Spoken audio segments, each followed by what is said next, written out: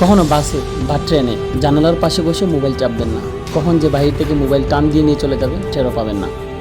রিক্সাতে বসে পাশে কখনো ব্যাগ রাখবেন না। কখন যে মোটরসাইকেল বা গাড়ি থেকে এসে হ্যান্ডস টান দিয়ে নিয়ে চলে যাবে টেরও পাবেন না। রাস্তায় কিছু খাবেন না, কখনো না। দূরপাল্লায় যাত্রা হলে বাসা থেকে খাবার নিয়ে যান। পাশের যাত্রী দেওয়া কোনো খাবার খাবেন না। পাশের যাত্রী দেওয়া কোনো খাবার অথবা রাস্তা থেকে কিনে খাওয়া ডাব, পানি এগুলোর মধ্যে চেতনানাশক থাকতে পারে, যা জীবনের জন্য ঝুঁকি। ট্রেনের দরজার পাশে দাঁড়িয়ে কখনো সিগারেট খাবেন না, যতই ভালো লাগুক। দরজার পাশে দাঁড়িয়ে বাতাস পোহাবেন না। দুই বগির মাঝখানে কখনো দাঁড়াবেন না। ট্রেনের ছাদে চলাচল যতই রোমান্টিক লাগুক, কখনো ছাদে উঠবেন না। ছিনতাইকারীরা উপরেই থাকে, তখন অনেকের জীবনের অনেক ঝুঁকি থেকে যায়। কখনো কপাল খারাপ, ছিনতাইকারীর কবলে পড়েছেন। আপনার হাতে দামি ফোন, আপনার কাছে অনেকগুলো টাকা, অনেক অজস্র সম্পদের মায়া ত্যাগ করে ছিনতাইকারীর কাছে আপনার সম্পদ হস্তগত করুন। মনে রাখবেন, জীবন যদি থাকে আপনি অবশ্যই আপনার এই দামি সম্পদগুলো আবার রিকভার করতে পারবেন। বান্ধবী বা মেয়ে বন্ধু অথবা বন্ধুর সাথে কখনো পার্কে ঘুরতে যাচ্ছেন, হঠাৎ করে দেখলেন একদল লোক আপনাকে ইঙ্গিত করে কথা বলছে, নানান ধরনের আজে বাজে কথা বলছে। আপনি তাদের সেই কথায় কখনো কান দেবেন না। আপনি আপনার মতো চলুন, কখনো তাদের কথার প্রোটেস্ট করতে যাবেন না। এরা এক ধরনের গ্যাং, এদের থেকে দূরে থাকবেন। মনে রাখবেন, আপনার পথ আপনি চলছেন, তাদের কথা কখনো মাথায় নেবেন না।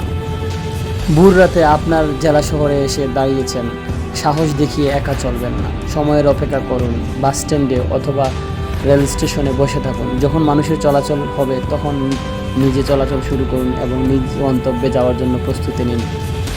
বাস স্টেশনে অথবা রেল স্টেশনে নিজে বয়ে নিতে পারবেন না এমন বোঝা নিয়ে দাঁড়িয়ে আছেন, এমন সময় যদি কুলি আসে আপনাকে সাহায্য করুন।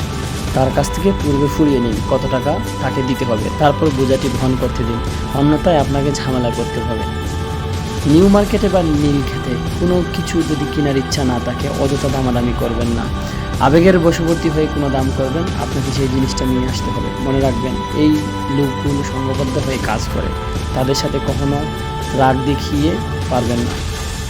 বাসে বা ট্রেনে ওঠার পর কখনো প্যান্টের পিছনের পকেটে কোনো কিছু রাখবেন না। যদি রাখতে হয় সেটা নিজের সামনের পকেটে এবং সেফলি রাখুন। মনে রাখবেন, ভিড়ের মধ্যে সব কিছু ডানবাম হয়ে যেতে পারে। নতুন বিবাহের পর স্বামী স্ত্রী কোথাও ঘুরতে গেলে অবশ্যই কাবিননামার একটা কপি নিজের পকেটে রাখুন।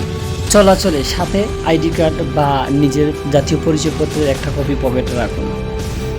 কখনো যদি আল্লাহ না করুক কোনো ধরনের বিপদ চলে আসে, সেক্ষেত্রে যারা আপনাকে উদ্ধার করতে আসবে তারা অন্ততপক্ষে আপনার বাসায় খোঁজ দিতে পারবে। রাস্তায় দাঁড়িয়ে আছেন, অচেনা কেউ হঠাৎ করে এসে আপনার মোবাইলটা চাইলো একটু কথা বলার জন্য, একটু সমস্যায় পড়েছে, তার মোবাইল নেই, বাসায় একটা কল দেবে, কখনো তার উপর ভরসা করে মোবাইল দেবেন না। হয়তোবা এই মোবাইলটা তখনই গায়েব হয়ে যেতে পারে। চলতি পথে অচেনা মাইক্রোবাস এসে থামালো, আপনাকে যেতে হবে, কখনো উঠবেন না। মনে রাখবেন, অল্প টাকা বাঁচাতে যেয়ে নিজের জীবনকে ঝুঁকিতে ফেলবেন না।